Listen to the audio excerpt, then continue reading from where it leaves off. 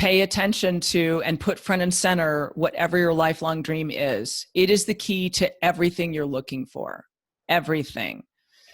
And then I would say, do whatever it takes to step into it and work on it and achieve it. Hi, I'm Deirdre Breckenridge. I've spent my entire career helping women to get unstuck, to share their stories, nurture relationships, and to grow their brands. But most of all, to find their voices so they can make a difference. Women Worldwide features the stories of passionate women and the ups and downs of their journeys. With deep insight and advice, let Women Worldwide ignite your passion so you can excel in life. Hi, everyone. Welcome to another episode of Women Worldwide. Whether you are tuning in on iTunes or Google Play, or now you're watching us on YouTube, and yes, you can subscribe to our channel, we just want to say thank you. Thank you for helping the Women Worldwide Network grow. And we're hearing from you. We're learning that you love the amazing guests that we bring on the show every single week because they are giving you ideas and insights. They're helping to fuel your passion and to power up your own voice. And that's our goal. Okay, so let's dive into today's show and topic. The topic is achieving lifelong dreams. So all of us have these goals, and then we have stretch goals, and then we have these lifelong dreams that we can see them, but we just don't know how to get there. So that's where my special guest comes in today. Her name is Karen Brown, and she has achieved her lifelong dream of competing in the Ironman World Championships. She did this as a recreational athlete at the age of 46, no less. I truly admire this. And then she parlayed the experience and model into leadership coaching. And she is working with leaders today to help them elevate their performance, impact, velocity, and doing it with ease. And it's no surprise that she is the CEO. Her company is Velocity Leadership Consulting, and she's using behavioral neuroscience techniques to help professionals. So enough of what I have to say about Karen. Karen, you're going to share your journey. It's great to have you on my show. Welcome. Thank you. I am so thrilled to be here. Well, whenever I think of achieving lifelong dreams, ever since we spoke, I think of you because you really do have an amazing story. And maybe we can start with that lifelong dream and how you actually got to competing in Ironman World Championships. Yes, it's a good story, I must say, and I'm thrilled to share it. So for roughly 20 years, I was climbing the corporate ladder as a leader and, happy. I had the outward trappings of success. I had the outward signs, nice car, nice house, nice vacations. I made decent money. And yet I had this nagging feeling deep inside that there was a lot more that I was missing, things that I wasn't seeing. And what I was feeling was a lack of purpose. What is this really all about? What am I doing this for? What am I here on the earth to accomplish, right? And I would always come into touch or come into feeling those emotions when I watched the Ironman World Championships on TV. Now, this started for me when I was 14 years young. And because it was sort of like, first of all, it was this thing that I didn't know anything about. I didn't know what an Ironman was. I didn't know what a triathlon was. I was basically a recreational runner. And then I grew into loving mountain biking and things like that. But, total recreational athlete, total amateur. Active, you could say, but that's really the extent of it. And while I was watching the drama of that year unfold, which it was 1982, for anybody who wants to check the archives, I can't even believe we actually have video from this time, right? It's like the Stone Age now. I remember the 80s. Yeah. Good times. Yeah. It was a very dramatic year, especially for women, because Julie Moss, who was a college student at the time, she was leading the race the entire day for the women. And then because she didn't fuel properly, she lost the lead at the very end. And it's a miracle that she actually finished. So I'm watching this thing, and it's like a train wreck that you can't look away from, but you're just, I was just terrified the whole time, horrified. Like, what the hell is this? And why am I compelled to watch this? Well, what I later realized is I was so compelled because I was able to tap into that feeling of my purpose, my capability, that really the thing that resounded in my head was, what if I have inside me what it takes to do something like that, and I'm not tapping into it? I'm just playing this small, safe life. And I still get choked up when I think about that, and I reflect on those thoughts, because I thought of how many years I wasted not seeing that, not coming into contact, not discovering my potential, first of all, and my purpose on this earth, because I think I could have done so much more. Now, let's think happier thoughts now. Everything happens for a reason. And I truly believe that I was meant to do the Ironman World Championships because it was the toughest thing that I could fathom at the time. And it really forced me to stretch and expand my comfort zone. It became my personal growth and development vehicle of choice. And that's really, coming full circle back to your initial question, I think that's really the importance of having lifelong goals or dreams. Because the other thing that I realized along the way, once I finally, after 25 plus years of holding myself back from even pursuing the Ironman, which I can go through in a minute why I did that and how that helps listeners now. Yes. But what I later learned is that I thought that they were two separate things, right? Like my professional performance and capabilities and my personal goals and dreams. I thought they were completely separate.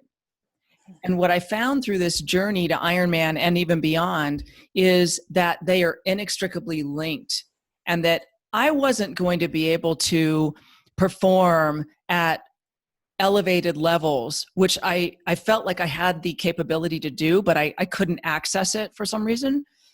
That was the doorway to being able to do that was through a lifelong dream. And once I stepped into that, the pursuit of it, I was able to elevate.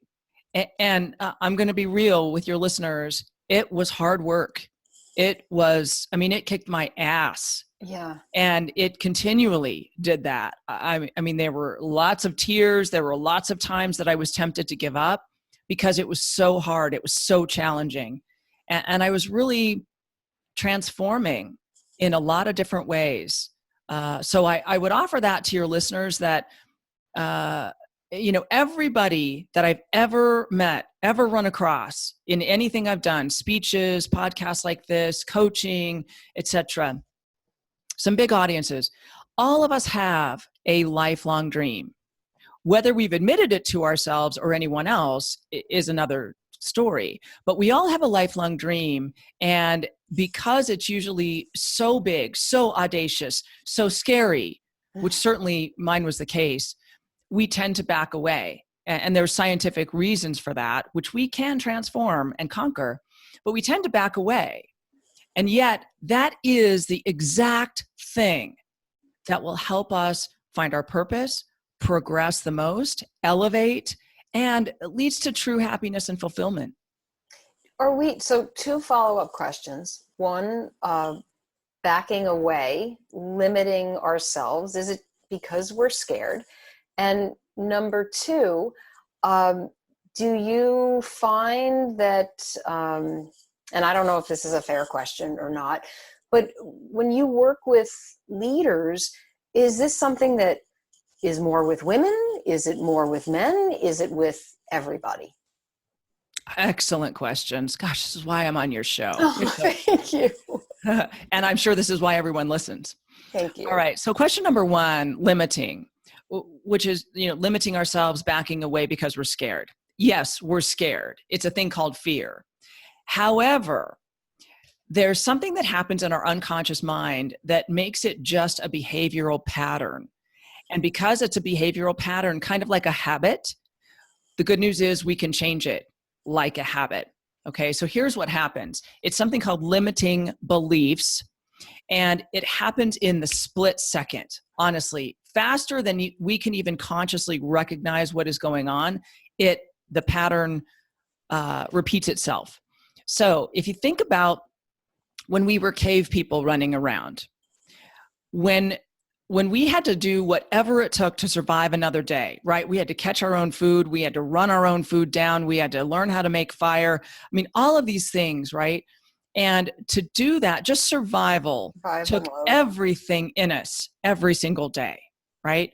So our unconscious mind developed a tenacity for finding and repeating patterns over and over. And it started with when facing something new, different, or perceived to be dangerous, the default is always, nope, not going to do that, because it's a different pattern, right? It's something we've never done before. So when I was looking at the Ironman World Championships, my pattern, my limiting belief was, well, the athletes that compete there are elite. They are high level. They are pros. And I'm down here. I'm this little nobody, nothing special, nothing remarkable about me. I'm just this girl with a gargantuan dream, right? So there's this big gap between us, which is comparison bias, by the way. And how can I possibly compete? And that happened that fast. Literally, our unconscious mind processes just slightly slower than the speed of light. Again, we are not consciously aware that this is even happening. All of a sudden, we just go, yeah, okay. And we kind of move on. And if we reflect back on it enough, then we think, oh, well, those were just facts, right? The 4-letter F word. Different F word. Yeah. Yeah. How do you think about that? Yeah. But the truth is they weren't fact. They were inside our own head. So we thought they were fact. I mean, it was very easy for me to say, oh, well, I'm not a pro athlete. I've never done a triathlon. I've never ridden a road bike, and I've never run a marathon. Those are facts. So therefore, right? I'm not. But my unconscious mind would extrapolate that to go, well, if you haven't done that, then you can't possibly compete with these elite level pro athletes from all over the world in the toughest human endeavor on the planet. What makes you think you can? And yes, to answer your second question, this is more pervasive in women than men. And I will stretch it a little bit, though, to say that women's typical limiting belief is some version of, I'm not enough. I'm not talented, skilled. I don't have enough experience in that already. In some way, we think we're not enough. We don't have the capability. Now, men's is slightly different. It's that they feel like they have to figure out and do everything for themselves. They cannot ask for help. Yeah. So I see that pervasively with both sets of leaders. And, it's in the workplace where those patterns come out the most, right? These personal patterns actually come out where we spend the most time. Right. Or because you can't separate the two. Like you said, No. who you are is who you are personally, as well as in the workplace. Absolutely. Yeah. It's all our identity, right? It's who we think we are. One identity. So Karen, I'm feeling that the limiting belief starts with the conscious mind. The things that we say and what we see externally that we feed ourselves that get into the subconscious. And that's where these patterns, and it's almost like a part of this automatic thing that just happens where you're stating this belief and it plays out in your world where you have the power to change that, which you did. Absolutely right. Yes, you're absolutely right, Deirdre. Yes, it starts with that conscious thought of I want to do X, right? I wanted to do the Ironman World Championships, and then while you're in that conscious thought, thinking things like, well, can I do that? What would that be like? Those are actually gateways into your unconscious mind. Amazing. Yeah. So then your unconscious mind engages, when you ask yourself questions like that, what would that be like? What would it feel like to do that? What's involved with that? And it also includes that comparison bias that I mentioned earlier. So we compare ourselves to other people who are doing that. I compared myself to Julie Moss, or other situations like what we want to achieve, and go, oh, wait a minute, gosh, there's this big chasm between what I'm doing now and what I want to do. Yikes. And then it's that emotional hook that is a doorway into the unconscious. Then our unconscious mind takes over and goes, oh, wait. No. That's going to put us at risk. That's something we've never done. No, we better not do that. So is that comparison bias, is that just human nature? Although we're always told that, competition is good. Competition can be healthy. So how do we make that less about the comparison bias and the healthy competition that we want to engage in for ourselves to be better? Yeah, absolutely. So first of all, know that your unconscious mind that sets up all these patterns is nothing more than the most simplistic yet powerful machine. So it's almost like your computer. It'll do whatever you tell it. If you tell it you can't do something, it's going to go, yeah, Deirdre can't do that. We're not going to do that. We're afraid of that. No. And if you say, I am going to do that. Like, one of the ways that I conquered this was every time this thought came up for me, this limiting belief, I would stop dead in my tracks, no matter where I was, no matter what I was doing. And I would say out loud, I will compete in the Ironman World Championships, because your unconscious mind also hears that, right? So it'll believe and carry out anything that you tell it that it can or cannot do, right? This is fascinating. So you actually have a book that is called Limiting Beliefs? Unlimiting your beliefs. Unlimiting Beliefs. Mm-hmm. And there are 7 techniques in the book, if I'm not mistaken. Mm-hmm. So would you be able to, I know you can't share all 7, although I'd love to extend this episode because we could talk for hours, but what stands out for the reader as what is maybe one of the most important or useful or first step as far as the unlimiting beliefs? Okay. So first of all, just to be totally clear, the name of the book is Unlimiting Your Beliefs, because honestly, this is what holds everyone back. I've been able to do a lot of research, and this is the number one thing that I found that holds everyone back, regardless of gender, regardless of situation, regardless of role or level, holds all of us back because we're all human beings with unconscious minds. Okay. Then I would say conquering limiting beliefs is a 3-step technique. And at the end, we'll share, information on how your listeners can get those 3 steps. Great. That's great. Okay. So that's the most important thing. I would say that's number 1. Number 2 then is related, which is tapping into the dream, right? You've got to tap into this big, hairy, gargantuan dream that, quite frankly, people are going to laugh at. There were a ton of people that laughed at me, when I said, I'm going to compete in the Ironman World Championships. My own husband at the time said, and this is a story in the book. And that's an important pick it up to read it. He said, you don't have what it takes. You will never get there. Oh my gosh. Yeah. Okay. So that's another whole chapter, but tapping into that dream. And there's a specific way to do it through those emotional hooks that I mentioned that open those doors to your unconscious mind so you can harness the power of it. Okay. Because your unconscious mind is infinitely more power than your conscious mind. Okay.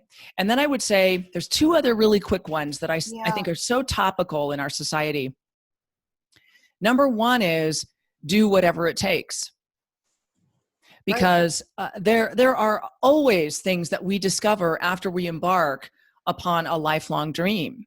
Things that maybe if we knew that we were going to have to do them before we set off on the journey, we might not have done it. But now you've made a decision and you got to do whatever it takes. Otherwise you will not get there. Right? So it's doing whatever it takes. And during that time, it's having no discipline. And I mean, N-O, no discipline. And this is a purposeful play on words. It's the ability and I guess the decision that you make to say no to the distractions, the things that are going to get you off track from achieving that lifelong dream, because there are plenty of them. And it really is. And this is probably the first thing we also work on with clients in leadership. There's so many things vying for your time and trying to distract you and get you off track that once you really get those under control, you identify them, you get them under control, and you're able to say no, because we are in a society of not saying no, especially in a leadership role. We're used to saying yes, yes, yes. So you say yes to everything, and then you're ineffective at everything. That's right. Yeah. Yeah, no is a powerful word. Top four. Well, Karen, my chills have chills. Okay. Do people tell you that when they talk to you? And the light bulbs are popping in my mind. So I'm sure listeners, all of you out there feel the same way. Karen, we're going to dive back into the discussion once again, but I'm going to ask you to hold your thoughts because we are going to shift our focus to our sponsor of today's episode, and that's Routledge Publishing. I don't know if you know Routledge, but they are one of the world's leading publishers of academic books and journals. And they just so happen to be the publisher of my new book. It's Answers for Modern Communicators. Thank you. A Guide to Effective Business Communication. And Karen, this book is a Q&A book. So I've answered over 150 questions for modern communicators. And I just thought it would be really fun if you answered one of those questions. So I handpicked a question for you. All right. Let's get it. Are you ready? I'm ready. Okay, so your question is question number 81. Why is feedback a gift? Ah, what a great question. Okay, so first of all, I replaced the word feedback with perspective. Also, this small little insignificant company called Microsoft did the same thing. They did the same thing because what they discovered is that feedback, because of how our brains work as human beings, feedback is always tainted with our own personal filters, values, and essentially then what causes that feedback to merely be our perspective about what's going on, right? It's like those ink blot paintings, right? It starts with a G. I can't remember the name, but everybody knows what I'm talking about, right? It's when, three people look at the same exact thing and they see three different things. Rorschach. Yeah, Rorschach. Not a G, it was a V. Yeah, exactly what I said. Starts with a V. Yeah, well, that is perspective, right? So first of all, if you've got a feedback system in your company, change the title of it to perspective. That's actually an accurate description of it, okay? Because it's only another person's perspective of you, your behavior, your performance, etc. Right? Now, the reason it's a gift is because it is exactly that. It is someone else's perspective on the same thing, right? So, and it's only through other people's perspective, and I should say it's the best way for us to see things in a different way, to look at it from the opposite side of it, maybe inside out. And in that way, it is a gift because then we get to see something that we didn't see before. That causes us to be able to grow and change. And it's in that growth and change that honestly, we usually discover the best stuff. And that's why we need more women at the boardroom table or anywhere because of their perspectives. It's diverse, and to include them. You make a really great point. Absolutely. And let me tag on to what you just said with that. This other interesting behavioral pattern that I've noticed is in the boardroom, a setting like that, right, where it's all high-level leaders, women will typically hold their thoughts back until they're positive that they have completely thought through from beginning to end what they're going to say. Right. Whereas men don't do that. They'll just talk on the fly. Doesn't matter whether it's a fully baked concept or not. They'll just, start talking, come right out with it. And even if at the end they feel like, oh, I don't think that was, the best idea, they won't say that. They'll just come out with it and then own it. And hey, doesn't really matter what happens with it. So you're right. We need women, and we need them to show up and just open your mouth and start sharing your ideas and your concepts, whether or not you think that they are fully baked or they're the best answer. Who cares? Right. Contribute. Stream of consciousness almost. Yeah, absolutely. Absolutely. And I do want to go back to something you asked me earlier, which I did not fully cover, which is comparison bias. Oh, yes. And you know what? Let's just thank Rutledge yes, thank you, Rutledge, for sponsoring the show today. But Karen, let's dive back in. Comparison bias, please define. Yes. So remember how I said earlier, your unconscious mind is the most simplistic, powerful machine.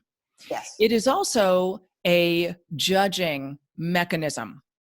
And I don't mean judging in a bad way, like, oh, I'm judging this person as less than I am. I don't mean that. What I mean is our unconscious mind had to immediately size up situations when we were cave people running around as to whether they were friend, food, or foe, and get us to take immediate action that would, again, keep us alive another day.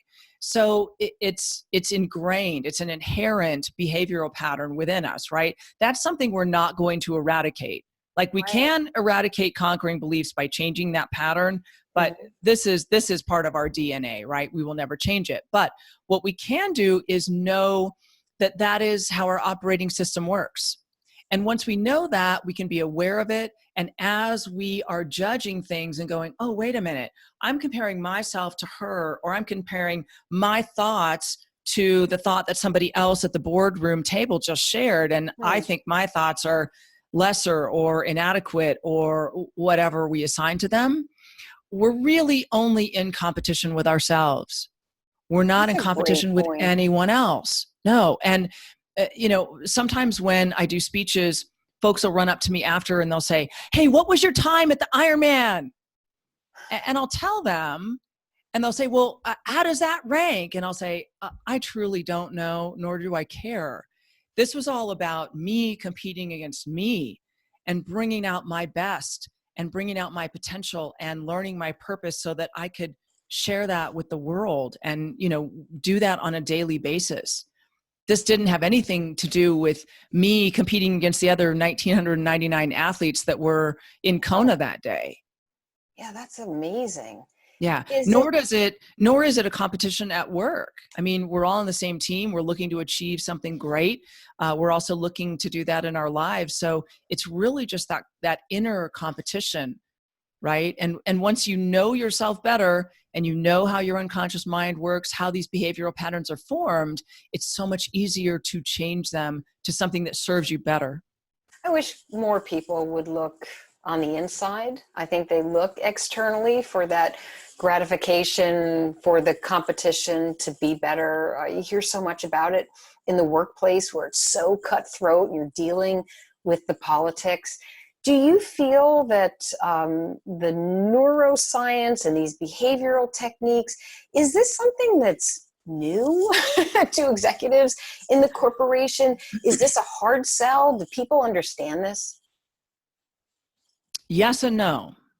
It is somewhat new. However, there's in probably the last 5 years especially, there's been more and more information, data, examples out there. I mean, this is some of the work that Brene Brown is doing. Yes, I just got her book. Oh, yeah. Yeah, yes. I've read all 3 of them. They are incredible. Yeah. However, this has been around for hundreds of years. This goes back to folks like Richard Bandler and Albert Einstein and Carl Jung and Fritz Perls. And yeah, it goes back a long way, hundreds of years. And I mean, this is what Tony Robbins and his predecessors, started to bring forward. It's built on the same kind of premise, only he, incorporates a slightly different model with it. But it is really all about human behavior. And you're right. Human beings, especially our US culture, have really gotten into a place of the quick fix, the immediate answer. I want a pill to fix that. If you look at the nutrition and health industry, gosh, that's pervasive. Instead of looking inside, hey, wait a minute, what in my behavior, what in my head is really causing me to do this or to not be able to do it? Right? And because we're so distracted, these lovely things, it's like all of our thoughts are fragmented now. I mean, I work with leaders also on just being present, being present in the conversation with another leader. Because normally what happens is while someone else is talking, we're mentally processing 4, 5, 6, 8, 10 things.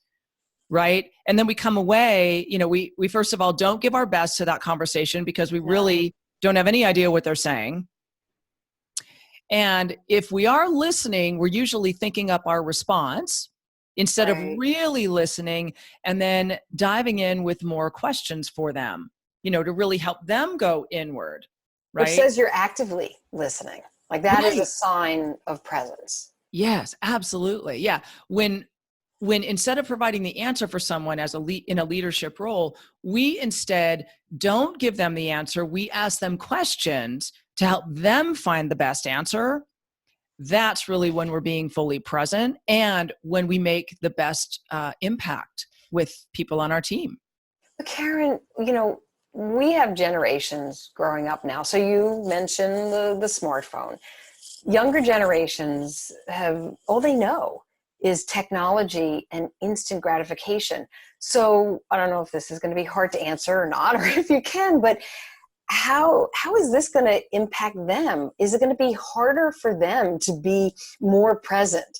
And will they be faced with these beliefs that stop their success just by the nature of the way that they grew up, because they can't be present and because they fall into old patterns? What would you say to that? Oh, that's a great question. I love this question. So yes, younger generations, they do they experience the same thing, although they experience it a little bit different. And what I found is that they immediately switch into the how I'm going to do something. How are we going to deploy that? Right? I call it the 3-letter killer word because it just, they can't even stop themselves. That's their biggest behavioral pattern. And it really gets in their way because they don't take just another second, right? Because they have grown up with the immediacy of the internet and finding answers. They can immediately Google a YouTube video and find out how to do something, but it stops them from exercising original thinking, from really harnessing the power of their unconscious mind and being able to come up with these incredible solutions that you or I would never think of. That's really their gift. That's really their power. So when we work with those folks, we, immediately talk about that pattern. And it's very easy to dive into that because it's everywhere, right? It's their number one pattern. And then I stop them every time they start talking about, whatever the topic is or whatever they're looking to do, their goal, and they immediately switch into the how. I say, wait, hold Bad on. word. We got into the how again. Stop. Let's step back. And then, we actually work through the concept first and, just giving them confirmation that, hey, it's okay. We'll get to the how. We'll figure that out. But by, slowing down a tiny bit right now, it's going to make the how all so much better. So are you, you're so tuned in. There's no doubt about it. How do you limit technology? How are you feeling about technology and your ability to become distracted at times. Because in order for you to teach others and clearly elevate their performance, I'm thinking to myself, you have a handle on this social media or whatever your technology of passion is. Yes. So during my journey to the Ironman, and I think this is one of the wonderful takeaways from it, I learned to manage my behavior as it relates to these distractions, to social media, to news, anything that is going to come at me every day. I manage it. So email. I mean, this is the first thing that we work on with folks in the C-suite. I mean, they've gotten themselves into this place in their schedule where they literally do not have enough time, or they feel like they don't. They're burnt out. They're just kind of running roughshod as quickly as they can, and they're not allowing their mind to really rest and rejuvenate so that it can do its best thinking. I mean, it's just like if you're working out, if you're constantly working out 7 days a week, 24 hours a day, your body's just going to break down. It's the same thing with your mind, only we don't realize that. We think, oh, it's two different things, because this stuff is accessible, and because I can do it, because I can be connected all the time, I should be. No, that's when we absolutely do our worst thinking. That's when we're completely compromised. So it is a matter of relearning, or even for some folks, like the other generations you talked about, they've never learned that skill, that way of managing the 2 billion bits of information that come at us every single day. Yeah. I have hard stop times. I also keep my phone on silent all the time because no notifications, those no things, notifications, right? no. And then a couple times a day, my choice, I will actually go and then check everything. I'll check email, I'll check social, whatever I need to, just for what I'm doing. But it's all of those operating systems are not running in the background, because it leads to scatterbrain, right? And then you can't focus on one thing. It also takes you 4 times longer to do anything because you're not fully focused on that one thing. You're trying to multitask, or you've got fragmented thinking. I think there's a statistic out there that it costs us 4.7 seconds when we're distracted to get our thought back on track. Well, if you just write down every time during a minute that you are distracted, and then add up roughly those 5 seconds, well, that's why we think we don't have any time. Right. We're distracted all the time. In distraction. Yeah. Do you recommend a morning routine? Is there something that you do that sort of sets your pace for the day? Is there anything that you can share there so that you have certain times, but you feel good going into your day? Absolutely. First of all, I get enough sleep. So I am the grandma among us. I'm only 51, but I literally go to bed at 7:30. I turn off my cell phone, like literally turn off. I'm not going to text. I'm not going to see emails, nothing. I turn it off at about 5:30. I eat dinner early so that I can go to bed, at 7:30. I love this. Yeah. Hey, I might be a woman just what like can I you. say? But it works, right? Yeah. Because that's the other thing, because we're so distracted and we pay attention to these devices all the time and their blue lights, then that's causing, it's causing our circadian rhythms to be off. And then we can't go to sleep, or we can't sleep, for a long continuous period of time. I need like 9-10 hours. So I go to bed early so that I can wake up early. Then I do my workout in the morning, which feeds my soul and my head and my body. I also have quiet time where I will read or I will journal. Sometimes like right now, I'm doing a inner development course called Immortal Diamond. So I'll do a piece of that. It's whatever I'm feeling, in the moment, and I'll spend at least 30 to 45 minutes doing that. I love your routine. I mean, I am a firm believer. So I'm shut off all technology by 9 o'clock, and Uh-huh. I need at least an hour and a half to unwind. And whether that's, it could be just a little TV, could be reading, but that I need my 6 to 7 hours of sleep. And then Mhm. I do enjoy the same thing. It's like the exercise in the morning and the reading. There's really something to be said about, and setting your intentions too. Like Mm. once you do that, you feel, you're going to have a good day. So thank you for sharing that. Absolutely.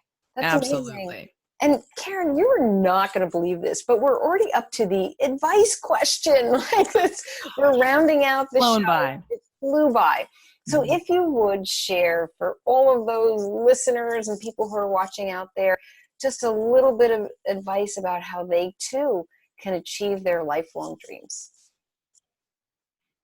Let me boil it down. Yep. I would say, first of all, pay attention to and put front and center whatever your lifelong dream is. It is the key to everything you're looking for.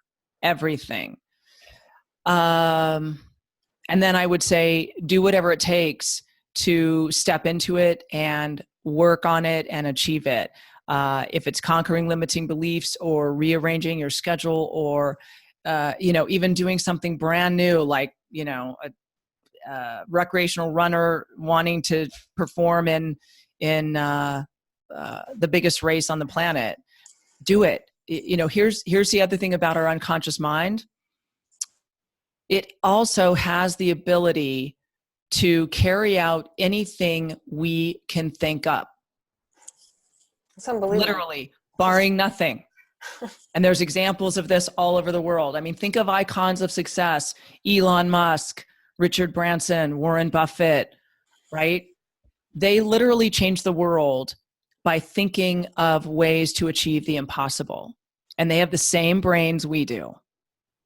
Yeah. So tap into that our unconscious mind also gives us the ability to do anything we can think of. That's so inspiring. I feel very empowered All after right. speaking with you. All right, last question, super easy. Where can people find out more about you, your book, your work? Well, it's in one great, easy place for everyone. So as Deirdre mentioned at the beginning, the name of my company is Velocity Leadership Consulting. So just put a .com behind that and then a / and greater, the word greater, meaning greater success or greater impact. And that'll take you to everything, how to contact me, get the book, all of the other conquering limiting beliefs, those techniques, those steps that we offer. Awesome. And we'll make sure that that gets into the show notes as well, so everybody can find you easily. And I hope they do, because Karen, you are such an inspiration.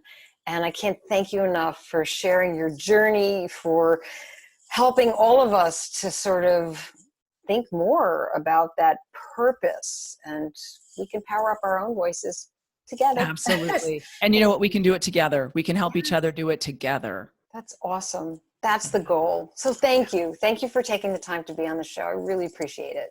Thank you. Thank you so much. You're welcome. And thank you, all of you listeners and viewers out there, for tuning into Women Worldwide. We appreciate you, and keep the feedback coming. So you are tweeting us on Twitter. You're letting us know how you feel. You're on Facebook. You can rate us on iTunes. You can subscribe on YouTube. There's so many ways to share, and we just appreciate how you're helping us grow our network. So friends, until our next episode, stay focused, energized, and feeling empowered. Thank you.